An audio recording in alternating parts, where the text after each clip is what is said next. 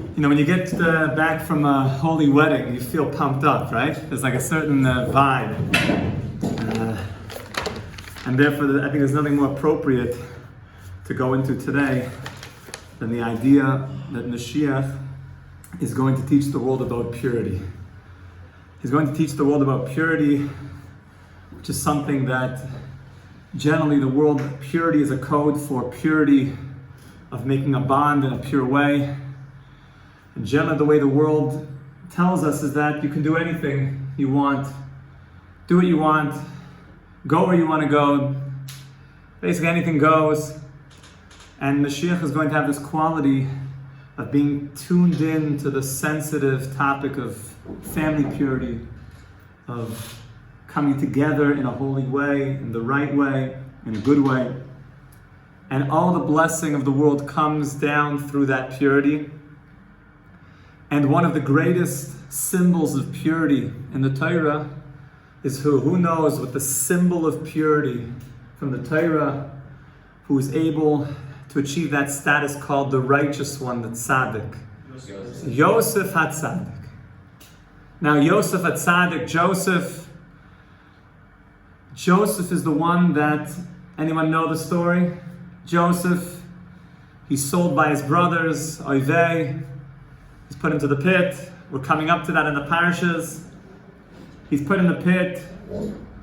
He's sold down to Mitzrayim, to Egypt, and he makes it into the house of the wife of Potiphar, quite a high-ranking official. And lo and behold, the wife of Potiphar, who the Torah calls Potiphera, there's reasons for that. He was a bit of a fairy type fellow. He was chasing other things, wasn't so interested in his wife. So his wife became interested, of course, in Joseph. And the wife of Potiphar would seduce Joseph every single day for an entire year.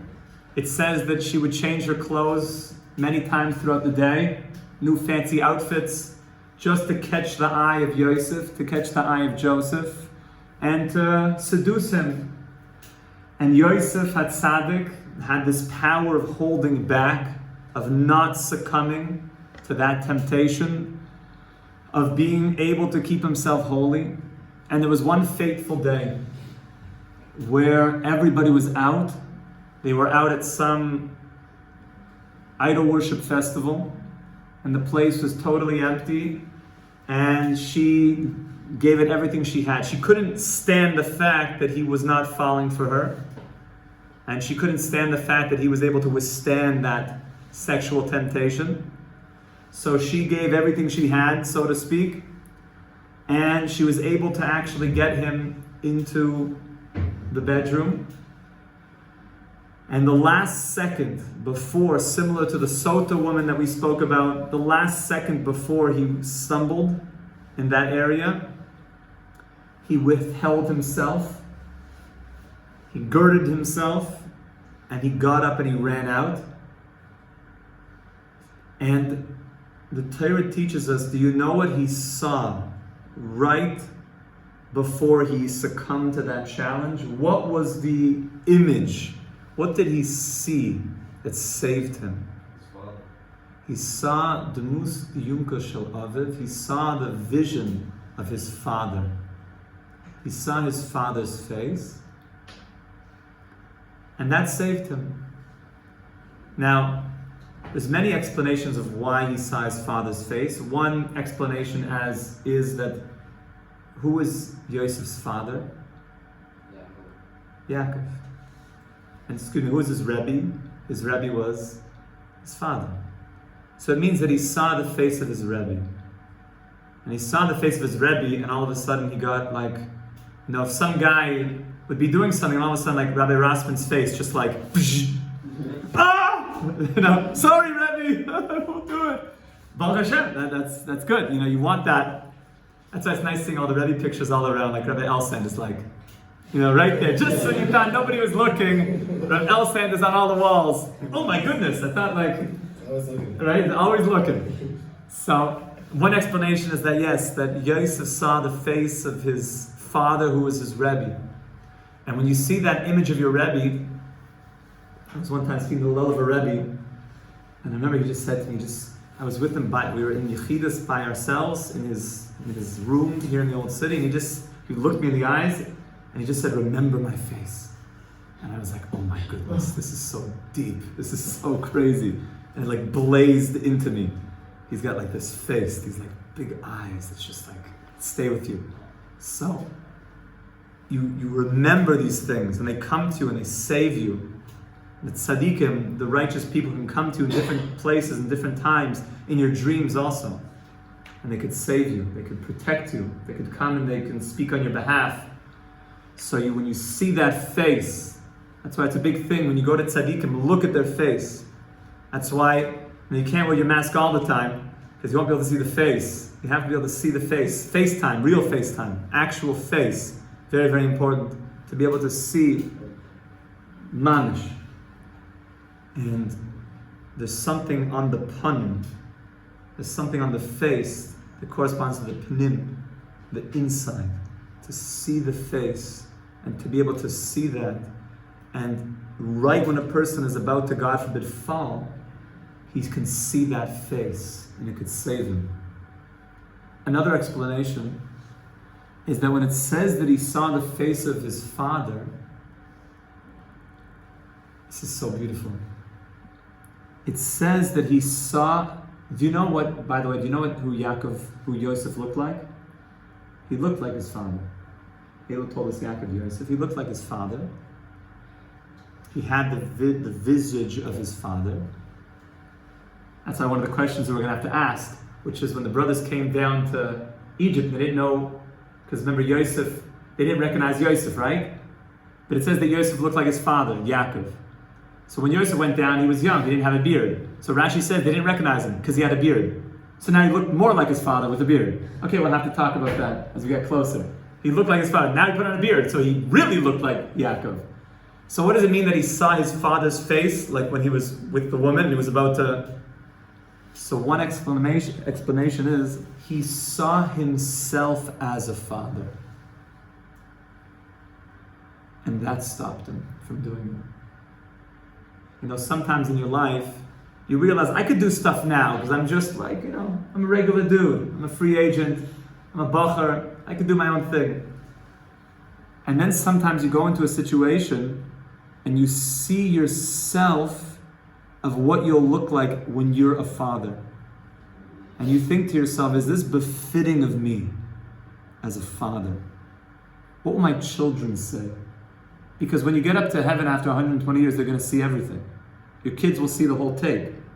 So what are my kids going to say about me if they see this? What would my grandchildren say? When you see yourself as a father, we just came from the wedding.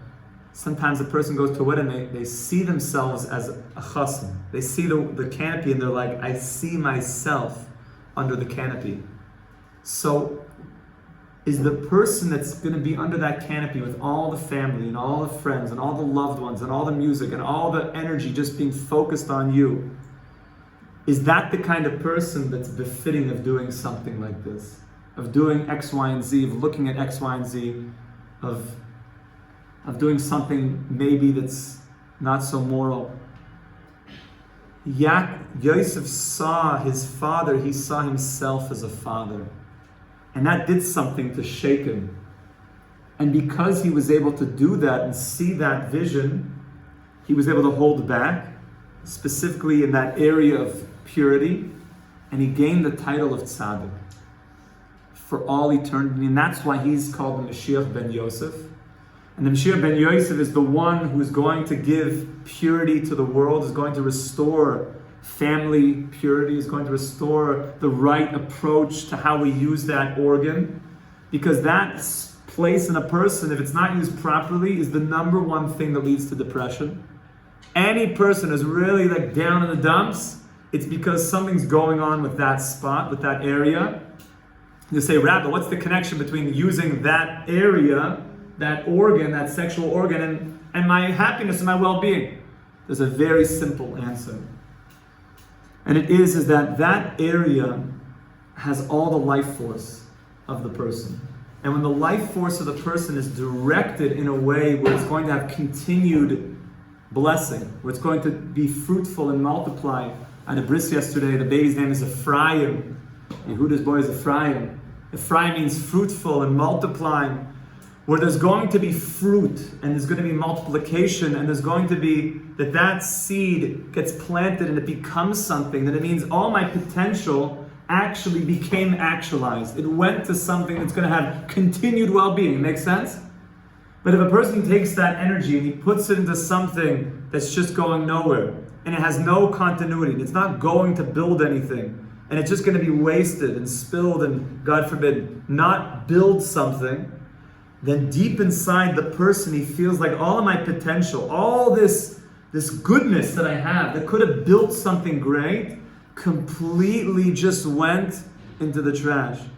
It was like I could have done the most amazing thing and I just saw everything crumble before me. Even if he doesn't realize that consciously, subconsciously there's a feeling of all of what I have to offer just never became anything. Like a person who has all this seed, but the field doesn't grow. He looks at this barren field because nothing came out of it. And he looks at it, it's so sad. But a person who takes that and he uses it in a holy way, in the right way, everything that the Torah talks about, how to use that properly, gains the title of tzaddik, gains all the happiness that comes with letting your potential come into something actual and build into something beautiful, and ultimately a beautiful Jewish home and a home of Torah. That gains the title of tzaddik, and that's the Moshiach ben Yosef, the Yosef at tzaddik, and that's why, like we mentioned, that Yosef is going to die at the gates of Jerusalem in the final wars, because every generation, this is the test. This is the main thing, is to be strong in this area. And Yosef is going to keep fighting this all the time, to stand up for purity. So we should be meritus, my friends, is to know this. And Tikkun Klali is also good. And to make sure to learn about why it's important to have purity, and why these are ideas that I don't want all my potential to go into something not good. I want it to go and build something. Because if it goes in the other direction, then it's taken over. This is more a longer discussion. It gets pulled by the other side, and it makes forces that make a person not feel so good. So, my friends, let us grab a hold of the qualities of Yosef at tzaddik, of Joseph.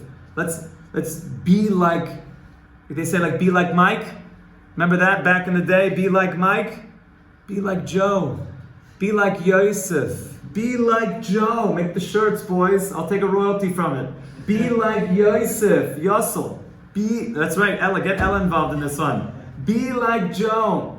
And we know that's going to be a code to grab onto the character traits of Joseph, of Yosef at tzaddik, which means to invest in good things, and ultimately that vision that we were all looking up to the rooftop, to the chuppah, of something that we all felt just now, something so pure, the purity of a wedding. That's why there's always white everywhere. It's all pure, and we should be meritus to this. And just like the wedding we saw now, we should see Hashem, who is the groom, return to Klal Yisrael, the bride, in the great wedding canopy in Yerushalayim, with the building of the Beis HaMikdash, and the big party, my friends. B'mher v'yameinu, amen.